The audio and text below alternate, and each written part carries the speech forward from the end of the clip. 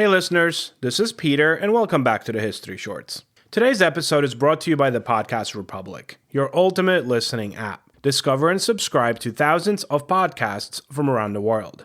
Download Podcast Republic today, available on Google Play and the Apple App Store. Today on History Shorts. They called her the worst nun in Mexico, not because she sinned, but because she thought. Today we remember Sor Juana Inés de la Cruz, a 17th century nun, scholar, and poet who defied the church, out-reasoned the theologians of her day, and paid the price for her brilliance. Her story is not one of rebellion for rebellion's sake. It's about what happens when genius is born into a world that fears the mind of a woman.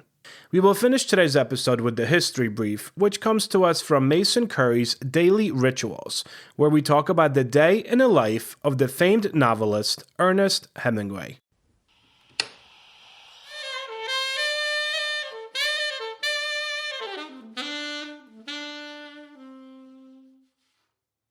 A quick word from our sponsors. This day in history.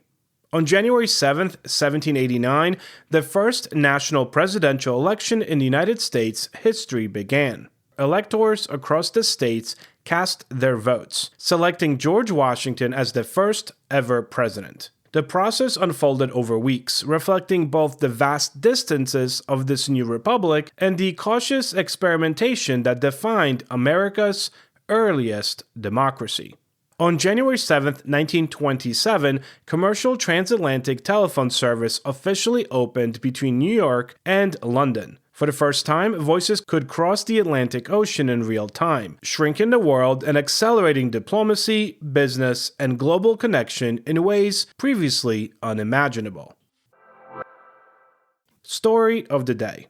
Sor Juana was born in 1648 in a small village near Mexico City, then part of Spain's vast colonial empire known as New Spain. Her given name was Juana Inés de Asbaje y Ramírez de Santillana. From her earliest years, she showed a mind that seemed incapable of stillness. At age 3, she was reading and writing.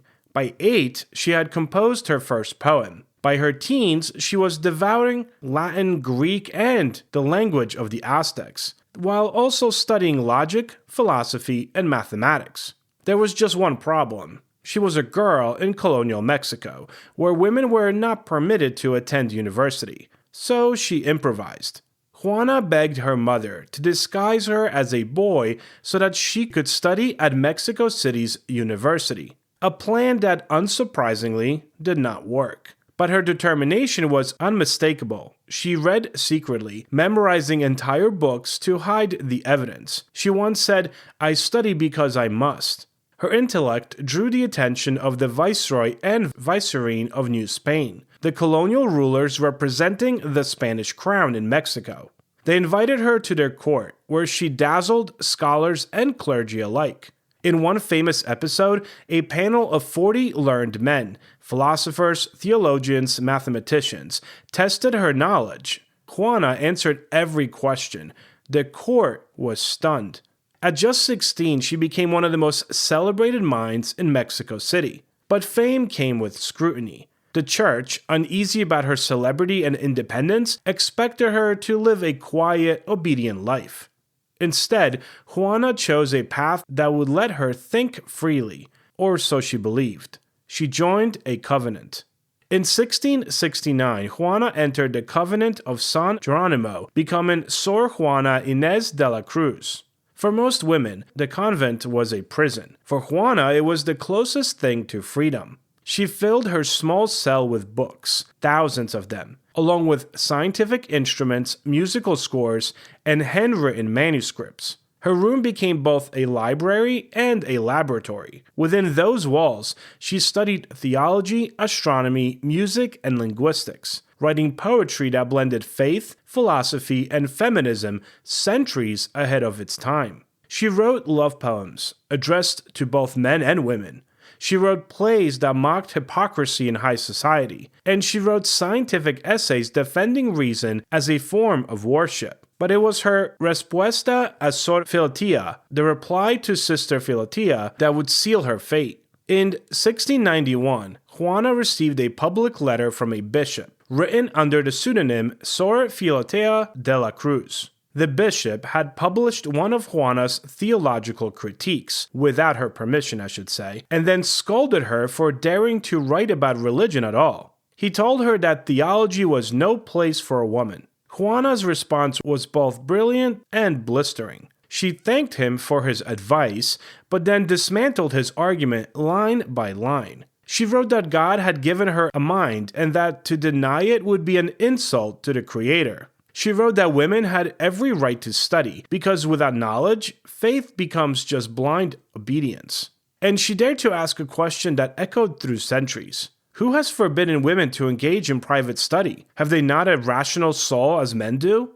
It was one of the boldest feminist declarations in early modern history, written decades before the Enlightenment would make such ideas fashionable. But the church was not amused. Colonial Mexico was governed not only by imperial law, but by the moral authority of the Catholic Church, an institution that tolerated no deviation, especially from a woman. Juana's writings, her sensual poetry, her theological arguments, her sharp satire were all seen as dangerous. Her letter had embarrassed the hierarchy by exposing its hypocrisy. The Inquisition began to circle. Church officials pressured her confessors to silence her. Her writings were banned. Her patrons at court, the viceroy and vicereine who had protected her, were recalled to Spain. Isolated and under surveillance, Sor Juana was forced to make an impossible choice: submission or destruction. In 1694, under intense pressure, she signed a document renouncing her studies and her books, declaring herself the worst of all women.